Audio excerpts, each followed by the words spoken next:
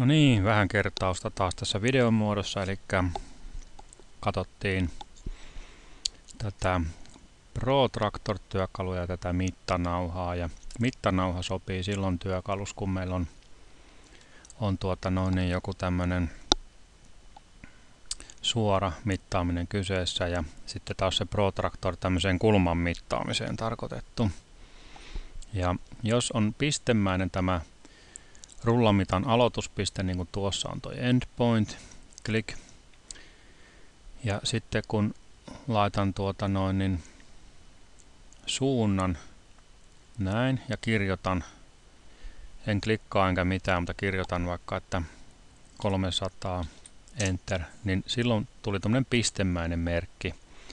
Tuossa näkyy tuo pieni tumma piste, niin sinne tuli tämmöinen guide point, pieni pistemäinen merkki sitten.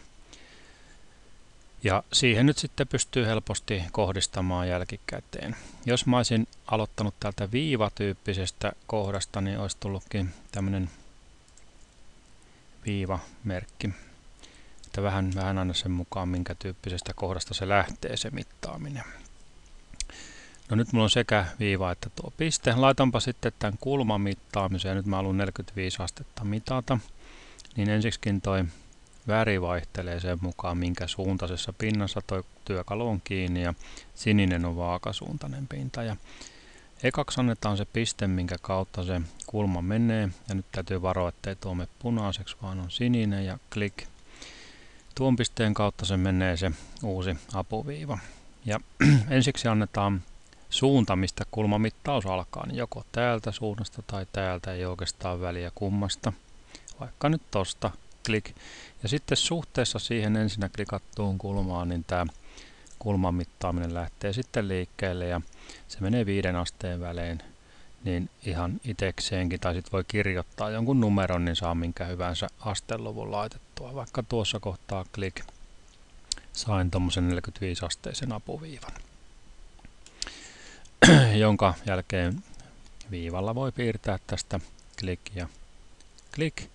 Ja nyt kun toi viiva osui tuohon pintaan, laitetaan nuoli päälle, välilyönnistä muuten saa kätevästi nuolen, niin se jakoi tämän pinnan kahtia, jolloin sitten myös tuo push-pull voidaan tästä pinnasta tehdä tuonne, niin saatiin tämmöinen viistokulma siihen sitten.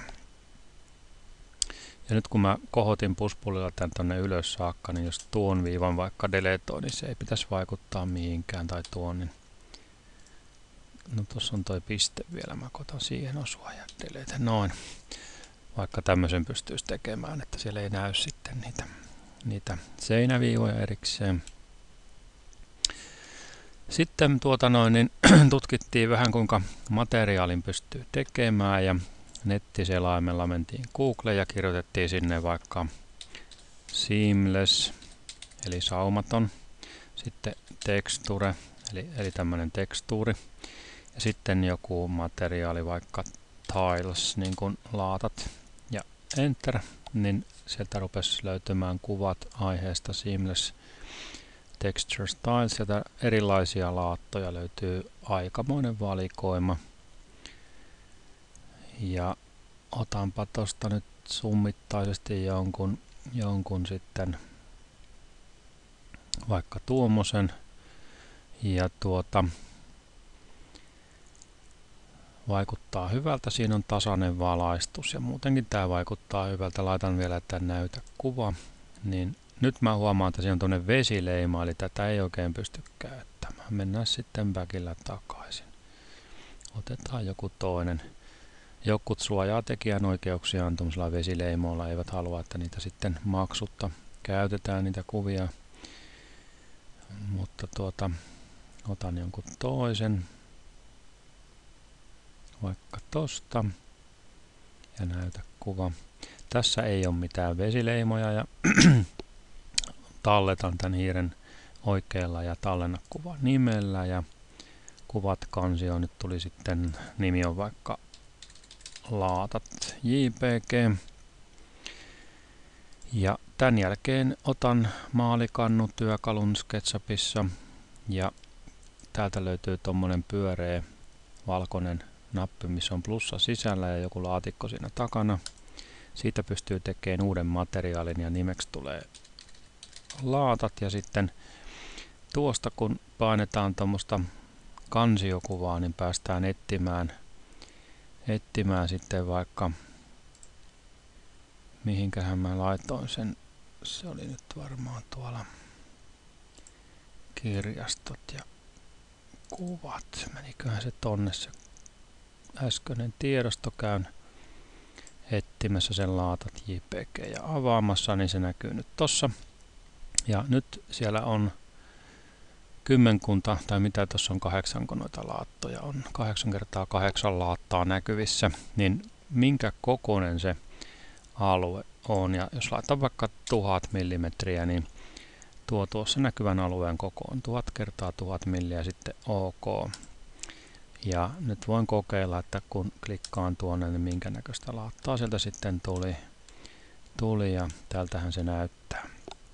Yksi mitä ei kokeiltu, mutta tästä editistä voidaan sekoittaa tuohon vielä jotain väriä. Eli jos mä haluan ton sävyn muuttaa vaikka joksikin toiseksi, niin tästä pystyy tämmöistä jonkin sortin sävyttämistä vielä sitten tekemään näille laatoille, jos tarve vaatii.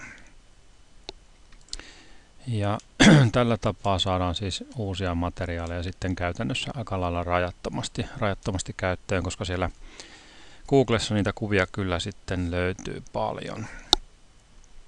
Sitten me tehtiin tämmönen, että mentiin tuohon warehouseen ja sieltä ruvettiin etsimään sitten jotakin komponenttia.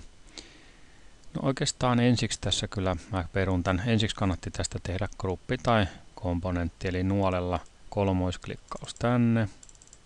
Sillä lailla kaikki on valkattu ja sitten joko tehdään tällä make component tai sitten hiiren oikein make group jommalla kummalla, niin tästä tuli tämmönen yksi paketti, joka sitten ei reagoi muun kanssa enää mitään. Eli kun mä teen muuta tässä päällä, niin se ei tuossa paketissa sitten vaikuta. Tosiaan mentiin tänne warehouseen ja laitettiin siihen wall ja toilet hakusanoiksi ja sieltä sitten saattoi löytyä joku tämmönen sopiva valmis komponentti. Tuota taidettiin tässä käyttää ja ensiksi katsottiin, että toi polygonien määrä on jotenkin kohtuullinen, että riippuu tietysti millä koneella tehdään, mutta mitä isompi on tuo polygonien määrä, sitä kuormittavampi tämä komponentti on muistissa. Ja siinä oppii sitten itse näkemään, että minkälaiset määrät voi olla haitallisen isoja, mutta tämä nyt pitäisi mennä ihan ok. Laitan download, ladataanko suoraan SketchUpiin, kyllä. Ja sitten rupean sijoittamaan ja samalla huomaat, että tämä on aivan liian suuri tämä komponentti. Se on varmaan ainakin kaksinkertaisilla mitoilla mallinnettu. Ja lisäksi siinä on vääränvärinen tuo rengas. On hyvin tavallista, että näin tapahtuu. Onneksi on tämmöinen scale-käsky. Ja tällä pystyy muuttamaan kokoa. Nyt siellä tuli tämmöisiä vihreitä muokkauspisteitä, kun oli valittu tämä komponentti ja laitettiin scale päälle, niin näistä muokkauspisteistä pystyy vaihtamaan kokoa. Jos pelkästään leveys olisi väärä, niin tästä. Mutta Ctrl-Z:llä perun sen. Ja jos taas pituus olisi väärä, niin tuosta. Tai korkeus olisi väärä, niin tästä. Mutta kun haluaa, että kaikki mittasuhteet yhtäaikaisesti muuttuu ja samassa suhteessa toisiinsa, niin silloin tuosta kulmasta. Ja tästä saadaan sitten sen kokoinen, kun tarvitaan tehtyä tästä, niin näin. Ja laitan siirtotyökalun päälle, niin tuo komponentti on edelleen valkattu. Kun siirtotyökalu menee tähän komponentin johonkin näistä laatikon pinnoista, niin sinne tulee tuommoisia punaisia rukseja. Ja toi punainen ruksi, kun hiiri menee siihen päälle, niin sillä pystyy pyörittämään tätä komponenttia haluttuun kulmaan vaikka 45 astetta näin. Ja sitten tämä itse siirtäminen niin kannattaa tehdä sillä, että antaa siirron alkupisteen. Ja nyt kannattaa miettiä, että mikä piste tässä siirrettävässä osassa tulee seinään esimerkiksi kiinni. tai lattiaan kiinni tai johonkin muuhun tärkeäseen kohtaan kiinni, niin vaikka tämä on semmoinen piste, minkä kuuluisi olla tuolla seinässä kiinni, näytän aloituspisteeksi siirrolle tämän, klik, ja sitten lopetuspiste tulisi tuolta seinästä jotenkin kiinni, vaikka tuosta viivalta, ja klik. Nyt se osuu sitten tuohon seinään kiinni. Ja nyt jos haluan tätä korkeutta muutella, voi laittaa aloituspiste tuosta, ja nyt kun se liikkuu aika lailla vapaasti tuossa, niin se kyllä osuu tonne pintaan, että siinä mielessä ei ole mitään ongelmaa. Mutta jos haluaisin, että siirto tapahtuu pelkästään ylös- ja alassuuntaisesti, niin aloituspisteen jälkeen voi laittaa nuoli ylös tai nuoli alas, jolloin tämä on lukittu tämä siirtosuunta pelkästään ylös- ja alassuuntaisesti.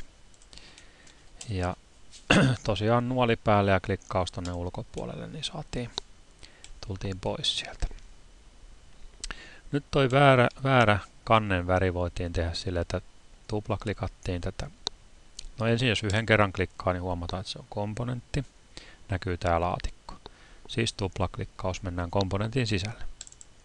Seuraavaksi kokeilta, mitäs nyt kun klikkaan tosta, niin tämmönen komponentti. Ja se on toi koko pytty edelleen. No, pitää vielä tuplaklikata. Sitten taas kokeilen, että klikkaan kerran tosta. Nyt tuli toi pelkkä kansi tai toi rinkula. Eli nyt mä oon saanut valittua sen, minkä materiaalia haluankin vaihtaa. Ja sitten materiaalityökalu. Tuonne vaikka colorsi tohon kenttään, niin tulee värejä. Ja sitten sopiva väri päälle ja klik, niin se vaihtui sitten toi koko komponentti tässä tapauksessa ton väriseksi. Jos se ei olisi vaihtunut, mun olisi pitänyt tuplaklikata niin monta kertaa, että mä pääsen tarpeeksi sisälle tuonne ja sitten vasta laittaa tämän värin kohdalleen. Nyt kun laittaa nuolen päälle ja klikkaa ulos, niin yksi kerta ei riittänyt, toinen kerta riitti. Päästiin sitten ulos sieltä tilanteesta. Sitten me tehtiin niitä hyllyjä ja nyt kun muuten tässä ei ollut sitä hyllyä, niin mun täytyy tuplaklikata ensin tuohon ja tehdä tonne pieni tämmönen alkutilanne ja näin tuplaklikkasin ulkopuolella. Siellä on nyt tommonen syvennys ja tää on siis gruppia, niin se on hyvä lähtötilanne. Lähden tekemään hyllyä rektanglella ja näytän, että tosta ja tosta tulee suorakaide ja siihen push-pull tuosta ja 10 ja enterin tuli 10 paksuinen hylly. Nuolella kolmoisklikkaan sain valittua nämä kaikki. Sitten tehdään komponentti ja komponentin nimi on vaikkapa hylly ja create. Ja sitten lähdettiin tätä kopioimaan, eli laitoin tuon siirtotyökalun päälle ja se siirtää, mutta nyt painan lyhyesti Ctrl-näppäintä. Ei tarvitse pitää pohjassa. Lyhyt painallus riittää. Tuli pieni plussa siihen siirtotyökalun viereen ja se on merkkinä siitä, että nyt ollaankin kopioimassa. Jos painan uudestaan lyhyesti Ctrl, niin se plussa häviää ja taas Ctrl lyhyesti plussa tuli näkyviin. Eli ihan lyhyt painallus riittää ja se plussa näkyy, niin silloin kopioidaan. Lähtöpiste on vaikka tuo kulma tuossa ja loppupiste on vaikka tuo kulma tuossa. Nyt mä kopioin tämän hyllyn tuolta pohjasta tuonne kattoon ja sitten laitan sinne kautta viiva ja 5 ja enter, niin siihen saatiin sitten jaettua tuo välimatka 5 osaan ja näitä hyllyjä tuli tasaisesti sille koko sille välille. Ja nyt kun tässä niin sitten jos haluaa vaikka materiaalia läpinäkyvää lasia vaikka laittaa, niin täällä on tämmöinen translucent glass blue. Tää on tämmöistä vähän läpinäkyvää lasia sitten näin. Ja ehkä tuo hylly oli turha ja mahdollisesti tämä oli turha, niin saatiin vaikka tämmönen sitten. Ehkä nuolella näytin ja deletellä poistin sitten turhat osat sieltä pois. Tämä oli yksi, mikä katsottiin ja mitäs muuta siinä sitten vielä oli. No, täytyy palata näihin sitten. Tässä nyt oli aika lailla kerrattuna näitä samoja asioita.